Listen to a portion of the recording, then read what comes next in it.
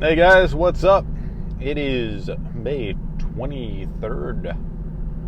We're getting pretty far on in the month. It's almost over. It's Thursday. And what is the topic of discussion today? I was kind of thinking maybe some turf war. Everybody likes a little bit of turf war. Probably not, actually. But I enjoy it. And I enjoy watching, especially these. I haven't had a chance to actually watch the finals for the that baseball, like Nippon baseball tournament thing. The Bay Stars ended up winning versus what essentially is the GG Boys. The SoftBank Hawks is essentially GG Boys. The Bay Stars, I don't recognize too many people. I know Terumi, who's famous ink brush main, actually maining the ink brush in turf war, which was pretty cool.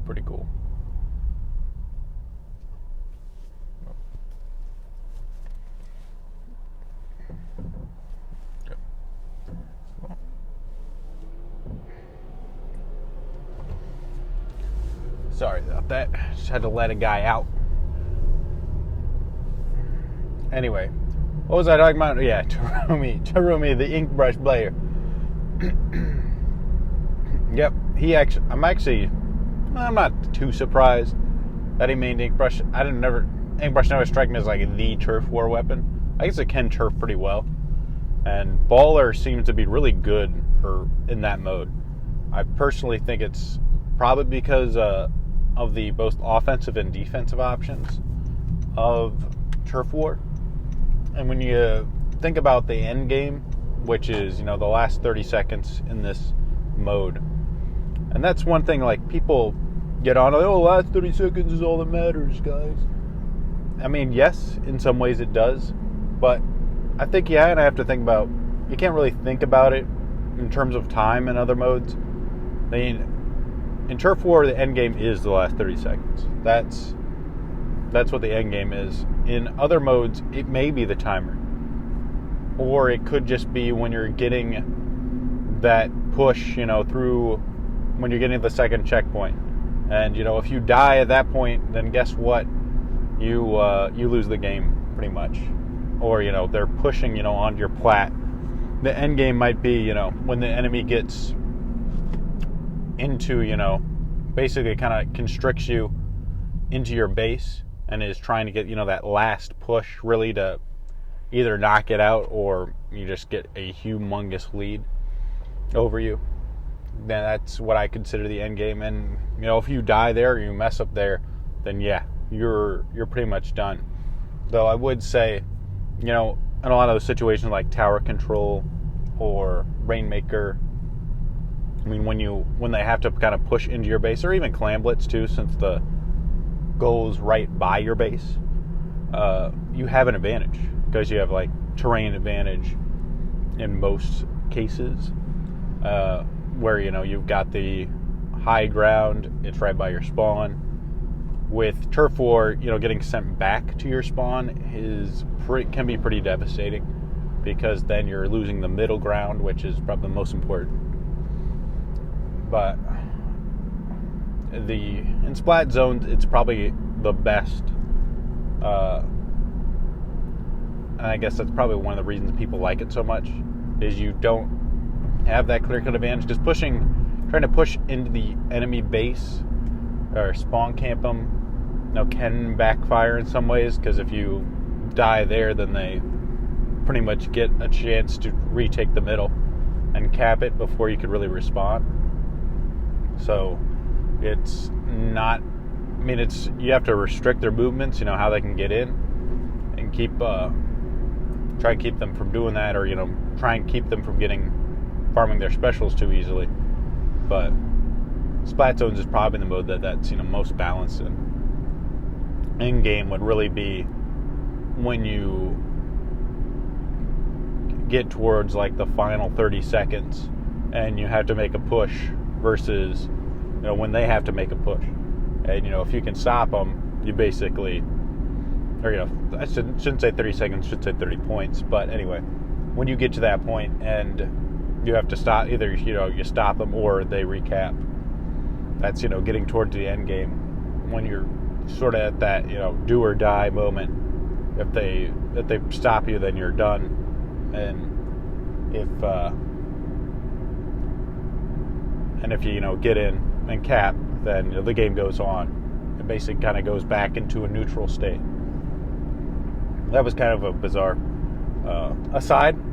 Well, that wasn't bizarre, but that's kind of like my thoughts. Because people always argue, turf war's not competitive enough. And I don't necessarily think that's the case. I just think it's different. And yeah, the last 30 seconds is kind of like the time when the game's decided. It has a very clear-cut end game. But I don't think that necessarily makes it less competitive, just because you always know when the game's going to end. And, you're basically sort of in that do or die situation when you're in that, when you're in those final moments. And that's kind of that's why Baller, to kind of bring it back to my original point, that's why Baller is so good, is you could go offensive with it. If you got it up, you can take it on the advantage. If you see an opening, go in and try and get some kills. Or if you're on the defensive and you need to disengage, you can use it as that too if you get in trouble and sort of ball away. Either that or try and turn it around using your special. And while things like Suction Rush, the Neo Splash is ridiculous in that mode. Well, every team basically has one. If you look at Gamba's breakdown, which I'll try and link in the description, everything has a Neo Splash-o-matic, and that Suction Bomb Rush is just so good at forcing people away from an area, and of course spreading a ton of ink. So it's just amazing. And of course, Neo Splash, it's got the burst bombs, it's got the really good painting. So it is pretty much the ultimate turf war weapon, I would say. But as far as power, you almost have to have one. Some people in the original thing were, and some of the online qualifiers were experimenting with the PG, the Aerospray PG, and that's definitely a really good weapon too, but I didn't see it at all in the finals, which kind of leads me to believe it's good, solid, in solo, maybe it's probably one of the best turf war weapons, but I think in team play it's just probably not good enough in terms of being able to control an area and force people out. If you need to team fight, it's not that good in a team fight. It's really good, you can use the burst bomb to support people, put down a ton of turf, Booyah Bomb, pretty good, but I think the nerf kind of hurt it a little bit, though I didn't see a nerf with splashdown, but at the same time I didn't see a lot of people running splashdown weapons in the finals, at least not that I can think of. So that probably wasn't a factor. I think it was just probably its kill potential.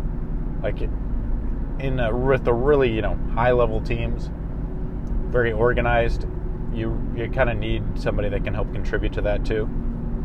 If they really start to push you in, you need someone that can really push you out, and I think that's one of it.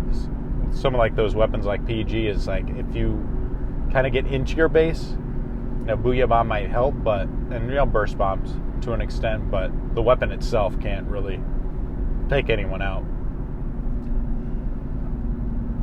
Let's see, the other weapons that Slosher Deco is another one that's saw tons of use. I think it's just so good against a lot of weapons, especially a lot of good painting weapons, shorter range weapons. And it has Baller, it has Sprinkler, so it really helps paint. It's not terrible. It's not the best at painting, but it's not terrible. And the fact that it can bully so many things, it just makes it so good. Especially on certain maps where it can really abuse terrain. It's just amazing. Mini was another one that was super popular, and I'm not surprised again. Very good at fighting, spreads ink like crazy. Missiles not only spread ink, but really good for busting people up. If they're in a position, you can force them to move out. And get some paint at the end. Very solid. There, like Splosher is pretty good, but it wasn't, universally used as a backline. There were still some people using scope, and there was still some people using, their kind of like picks of their mains. Like I saw a 10 umbrella, which camo 10 umbrella, which seems not like super turf war specialized, but and of course Terumi using his brush. You had people using ballpoint. There was another one I thought that was like kind of like roller. That was another one I'm thinking like that's not like, that doesn't strike me as amazing, but hey, if it works, if the guy can make it work, then you got to use what you're good with. Some people one trick that stuff, but if they're good enough to make it, win with it, I mean, who can blame them for doing that rather than playing, maybe like a better, more meta to the mode weapon and just playing average. So those are my thoughts on turf war and other things.